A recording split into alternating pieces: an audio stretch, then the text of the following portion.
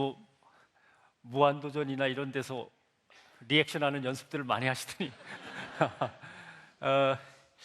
CBS 보도국의 변상욱 기자입니다. 뭐 기자가 전혀 어울리지 않게 엉뚱한 주제를 맡게 됐는데 좀 어려웠습니다. 왜냐하면 신사에 대한 책이 전혀 없어서 이거 한 20년 넘게 혼자서 고민하면서 풀어본 문제입니다. 그래서 한번 오늘 아직은 정리되지 않은 얘기지만 한번 얘기를 해보겠습니다. 젠틀맨이라고 하는 단어가 동양으로 건너와서 번역을 해야 되는데 마땅히 번역할 게 없었어요. 그래서 찾다 보니까 중국에서 사대부 귀족을 이르는 말로 신사라는 말이 있었습니다. 그래서 젠틀맨을 번역할 때 신사라고 하는 한자 말을 쓰게 된 겁니다. 영어로 젠틀맨이 신사가 된 경위가 이렇고요. 결국 신사라고 하는 뜻은 사람됨이나 몸가짐이 점잖고 교양도 있고 예의도 바른 남자를 신사라고 동서양에서 공히 이르게 되었습니다. 영국에서 신사는 어떤 것인가? 제가 찾아봤더니 잉글리시 젠틀맨의 기본 요건이 쫙 있는데 그 중에 대표적인 게 저런 겁니다. 영국 신사가 타는 차는요, 멋진 세단이 아닙니다. 외건을 탑니다. 외건. 이렇게 뒤에가 널찍하게 통해져 있는 차. 왜냐하면 영국 신사들은 그때 트렌드로는 반드시 이렇게 개를 길렀어요. 개를. 애완견을 항상 이렇게 데리고 다닙니다. 근데 애완견을 데리고 다녀야 되는데 세단의 애완견을 늘 모시고 다니기가 그렇거든요. 그래서 개를 싣고 개에게 필요한 물건들도 같이 담고 하기 좋도록 신사가 타는 차는 항상 외건이었습니다. 그 다음에 신사가 입는 옷은 뭐 멋들어진 버버리 뭐 이런 유명한 브랜드의 양복이 아니라 팔꿈치에 이렇게 가죽을 덧댄, 또 소매에도 가죽을 덧댄 콤비를 주로 입었습니다. 구두도 반짝반짝 신는 건 아니고요, 평범한 캐주얼 슈즈 비슷한 구두들을 많이 신었다고 하죠. 영국 신사들은 어디에 사느냐? 도심 한복판의 아파트에 사느냐? 그런 게 아니고요, 영국 신사들은 한적한 교회에서 많이 살았다고 합니다. 그러니까 주로 교회에 나가서 개를 기르면서 숲속을 거닐고 한적하게 살지, 도시에 나와서 비싼 차나 비싼 양복을 입고 그 다음에 출세하기 위해서 몸부림치는 것은 신사가 아니었던 거죠. 이건 영국 스타일입니다. 유럽 스타일, 전통적인 스타일의 신사인데 이게 미국에 오면은 조금 미국의 실용주의 스타일대로 좀 바뀝니다. 미국의 책 중에 How to be Gentleman, 어떻게 신사가 될 것인가 라는 책이 있는데 그 내용들을 보면 이런 것들이에요. 백화점이나 호텔에서 무거운 문을 밀고 확 놔버리면 뒤에 오는 사람은 진짜 힘듭니다. 그렇죠? 그래서 닫을 때는 뒷사람을 쳐다보고 찬찬히 닫거나 기다려주거나, 주로 이제 노약자가 들어온다거나 아니면 아기를 안고 있는 여성이 들어온다 그러면 기다려줘야겠죠. 미국 신사들이 저런 것들을 신경 썼습니다. 거리에서 담배를 피우지 않는다도 미국 신사가 지켜야 될 요건 중에 하나입니다. 빡빡 하면 그냥 바람 타고 뒷사람한테 계속 오죠. 여성들 이러고 되게 싫죠. 담배 피는 남성도 남의 담배 여기는 좋지 않습니다. 그 다음에 비 맞고 가는 사람은 누구든 불러서 우산을 씌워준다. 이게 이제 미국 스타일입니다. 신사를 정의 내려보면 그렇습니다. 아주 검소하고 소박하게 생활을 하면서 이렇게 이웃을 배려하고 편안케 하는 방법들을 알고 있는 게 아니라 이미 자기 몸으로 익힌 거예요. 자기 몸으로 익혀서 삶 속에서 하나씩 자연스럽게 실천해 나가는 사람이 신사입니다. 신사. 그럼 이건 뭐냐? 2012년 올해의 신사복의 트렌드는 유럽식의 중후한 멋과 그 다음에 뭐 빛나는 액세서리, 신사들이 바르는 뭐 무슨 로션, 저 멋진 차, 최고의 신사들이 타는 차, 저건 뭐겠습니까? 저건 다 뭐라고 표현해야 될까요? 제가 이런 머리를 굴렸겠어요? 우리 PD가 다 알아서 하겠습니다. 다 피싱입니다. 여러분들의 지갑을 열어서 돈을 뜯어내려고 하는 이 장사하는 분들의 다 판타지에서 나온 것이지, 신사의 본래 개념은 멋진 옷도 아니고 멋진 차도 아니고 아무것도 아닙니다. 자기 속에서 우러나오는 이웃을 향한 배려, 공동체 전체를 위한 자그마한 실천들이 신사의 기본 요건이죠. 있는 그대로입니다. 진정한 신사는 타인에 대해서 배려하고 존중하면서 실천하는 시대적인 표상이다. 그 시대의 이웃들에게 기준이 된다. 제일 중요한 부분입니다. 오늘 얘기하고 싶은 것 중에 사회적 존재라는 겁니다. 사회적 존재. 왜냐하면 제가 매너가 그래도 좋아요. 제가 친절해요. 그럼 끝나는 게 아닌 겁니다. 부인이 자기의 아들을 데리고 가면서 어떤 신사가 남한테 친절을 베푸는 모습을 보면 아들한테 이야기를 하는 겁니다. 저 사람이 바로 신사다. 너는 저렇게 커야 한다. 이제 이렇게 얘기를 하는 거죠.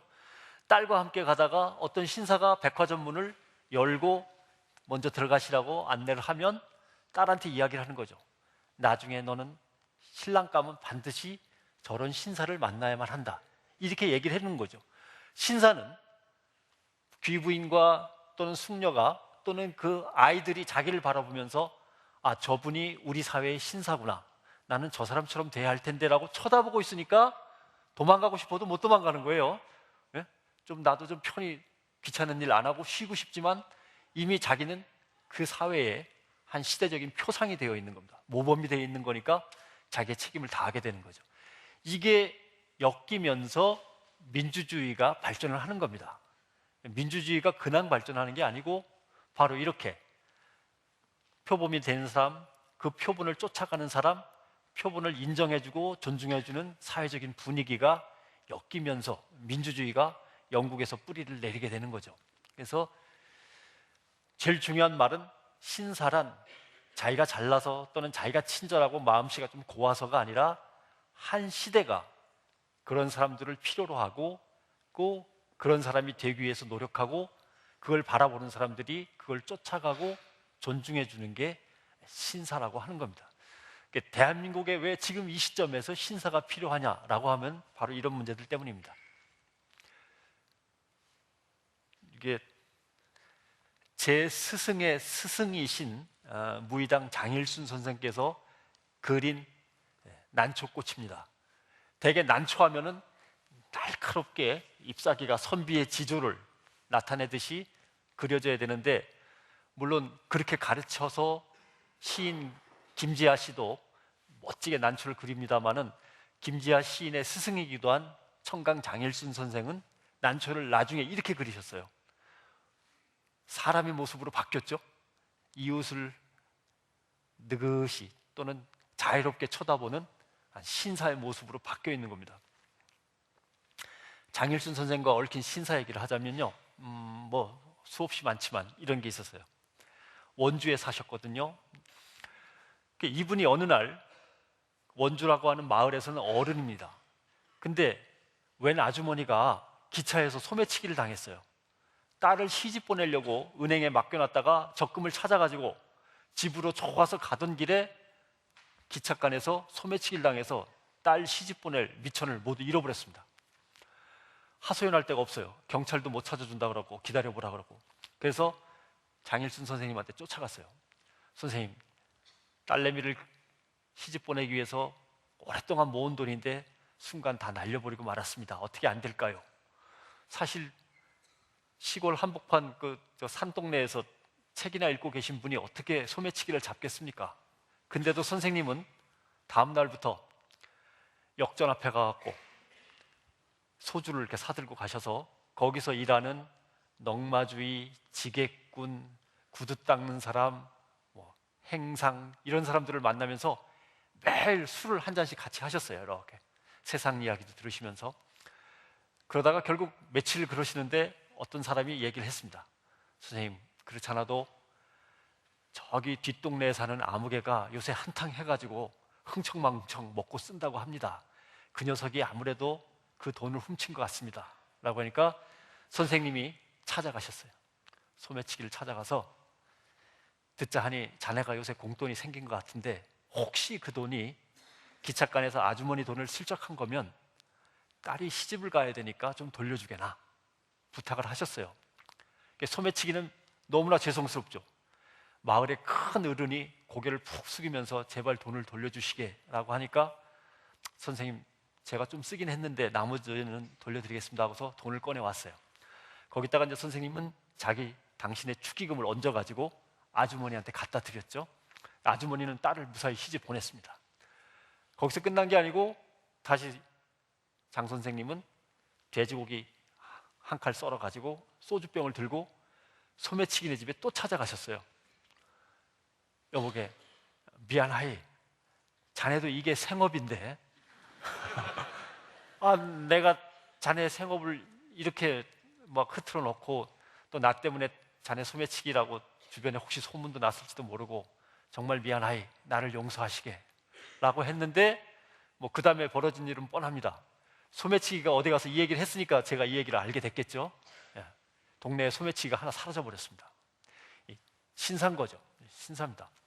여기 나오는 저 한자 말이 수기욕이라고 하는 겁니다. 그러니까 앞에 기절까지 하면은 지기영, 수기욕 이렇게 해갖고 뭐 훌륭하고 멋지고 나도 화려할 수 있고 성공할 수 있어. 그걸 알아. 어떻게 하는 건지도 알아. 그리고 그게 멋지고 신나고 재밌다는 것도 압니다. 그러나 수기욕, 욕됨을 지켜라. 오히려 더 낮은 곳에 가서 더 고생하면서 더 헐벗으면서 남 때문에 피해를 보는 것, 그 자리를 지키라는 겁니다. 노자의 도덕경에 나오는 구절이죠. 영광됨이 뭔지 알고 영광됨이 화려하고 신나는 것도 알고 영광됨을 이룰 수도 있지만 그러나 네가 할 일은 그게 아니고 더 내려가서 낮은 곳으로 가서 자기의 불편함 또는 이웃의 불편함을 자기 곳으로 끌어안고 그 힘든 자리를 지키라는 겁니다. 노자의 이 구절은 본래 구절대로 하면은 지기영, 영화로움을 알지만 수기욕, 욕됨을 꾸준히 지키면서 위천하곡이라고 되어 있습니다. 천하를 모두 쓸어담는 골짜기가 되라, 이런 뜻입니다.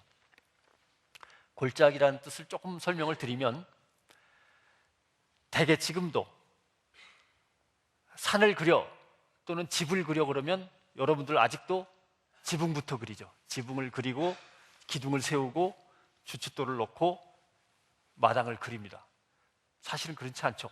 마당이 있어야 되고 주춧돌을 놓고 기둥을 세우고 지붕을 얹어야 됩니다. 이건 집을 지어본 사람만이 이렇게 그립니다. 집을 안 지어본 사람은 지붕부터 그리고 내려옵니다. 산도 그렇습니다. 산이라고 그러면 대개는 높은 거라고 생각하지만 절대 그렇지 않습니다. 산이 높이 올라가면요, 높이 올라가려면 밑면적이 넓어야 됩니다. 산은 사실은 넓은 겁니다. 넓은 거. 들판이 넓고 산은 높다고 생각하지만 그냥 높은 거는 산이 아니고 탑입니다. 탑이에요. 그건 산이 아닙니다. 산이 높아지려면 밑면적이 넓어야 됩니다. 그리고 높이 올라가야 되고 산이 정말 살아있는 산이 되려면 계곡이 깊어야 됩니다. 그래야만 물이 흐르고 숲이 우거지고 거기에서 생명들이 살 수 있는 거죠. 그래서 산에는 높다는 한 가지 차원이 있는 게 아니고 넓고 깊고 높다는 세 가지 차원이 다 있습니다. 이게 동양에서 말하는 신사는 바로 이런 겁니다. 두루두루 살피고 모든 사람들을, 자기는 물론 학문을 닦아서 자기를 수양해서 높은 자리에 올라가서 고고하게 자기의 위치를 지키고, 또 마음으로는 깊고 깊어서 험한 것들이나 추한 것들, 욕된 것들을 다 쓸어 안아서, 소매치기까지도 쓸어 안아서 자기 안에서 녹여내고, 그래서 더불어서 사람 사는 세상을 좀 더 좋은 곳으로 이끌어갈 수 있는 게 동양의 신사가 되는 거죠. 아까 말씀드렸지만 신사는 사회적인 존재입니다.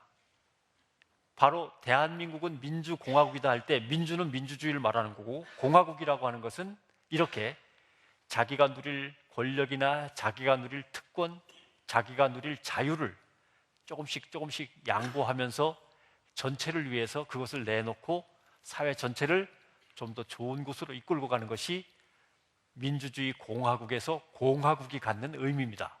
그 공화국에 필요한 것이 신사라고 하는 가치죠. 그러나 우리나라는 어렵게 살고 식민지도 해보고 전쟁을 격리하고 이 공화국적 가치를 잃어버렸어요. 여러분들 아마 얘야 너는 저 아저씨처럼 신사가 돼야 한다 이렇게 가르치지 않을지도 모르겠습니다. 야 1등 해야지 1등 지금 몇 등이냐 뭐 반에서 5등이 뭐냐 이럴 수도 있고 야 저 대학 가야지 왜 저 대학을 못 가냐 남들은 가는데 이럴 수도 있고 대박을 터뜨려라 아이들한테 이렇게 가르칠 수 있습니다만은 아마도 점점 더 어려워지는 세계 속에서 대한민국이 민주공화국으로서 발전해 나가려면 자기의 영광된 자리를 또는 자기의 마음껏 누릴 수 있는 자유를 조금씩 양보하고 물러서서 전체를 생각하는 이 마음이 없으면 어렵습니다. 재벌이 중소기업을 생각하는 것도 그렇고 권력을 가진 사람이 국민을 생각하는 것도 그렇고 1%의 특권을 갖고 있는 사람이 99%의 서민을 생각하는 것도 마찬가지라고 생각을 합니다. 뭐 어설픈 신사론입니다만은 제가 그렇게 살았다는 건 아닙니다만은 여러분들이 멋진 신사 숙녀가 되시기를 저도 뒤에서 지켜보며 기원하겠습니다. 고맙습니다.